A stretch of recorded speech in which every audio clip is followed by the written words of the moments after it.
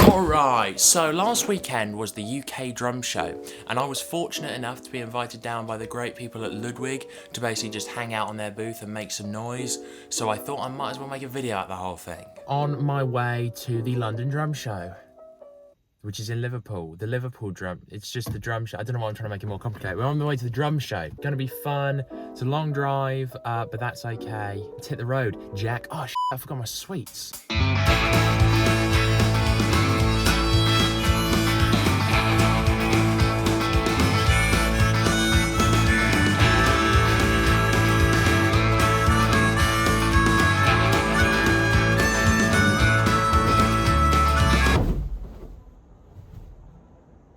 So I arrived in Liverpool the night before, which was great because it allowed me to chill out with the team. It is cold in Liverpool. Go out for a meal, attempt to ride the scooters, but the scooters in Liverpool are dodgy, man. It didn't get a plan. I ended up walking with the scooter for most of the time.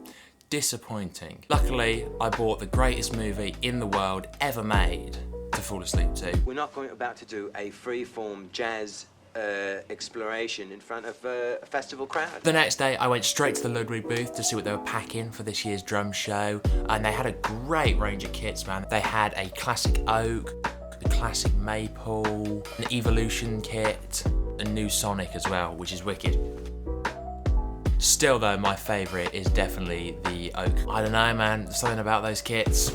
Something about those kits, they just sing. They also had a small army of snare drums. Just ridiculous how many snare drums.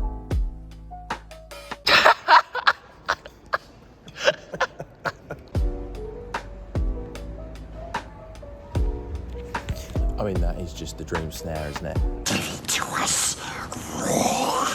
They also had a couple of speciality items on the booth. They had a legacy maple kit that was Trey Cool's from Green Day, which was so awesome. I just spent the whole weekend begging them to let me have a go on that kit.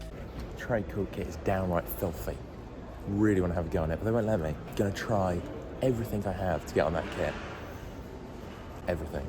They did not, in fact, let me play the Trey Cool kit, but they did let me sit at it and take some horrendous photos.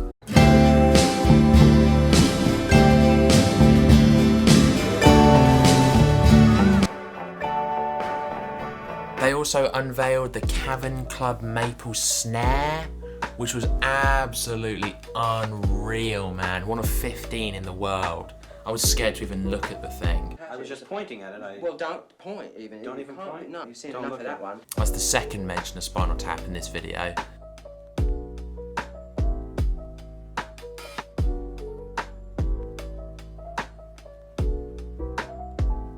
Who the fuck is that guy? So as soon as I checked out the booth, the first thing I wanted to do was jump on a kit and have a jam with some of you guys. And it was wicked. There was a ton of people there. There were 5 kits in a row. So my goal was to try and get everybody playing in time and just have one big shed, which we did a couple of times. It was super awesome.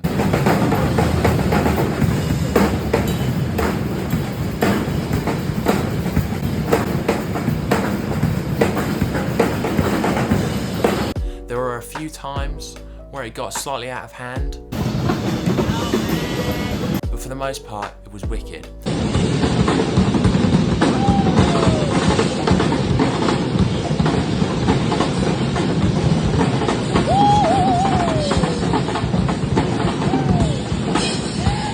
There were also a couple of recognisable faces that jumped in on the jam, so it was just a good time all around, man. Very solid, very awesome.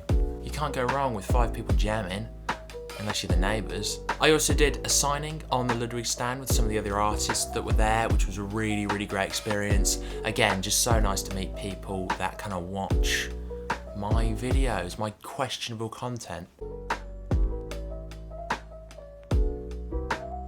After the signing, I took a little walk around the stands. There's some absolute madness out there. Jesus. Said hi to some people.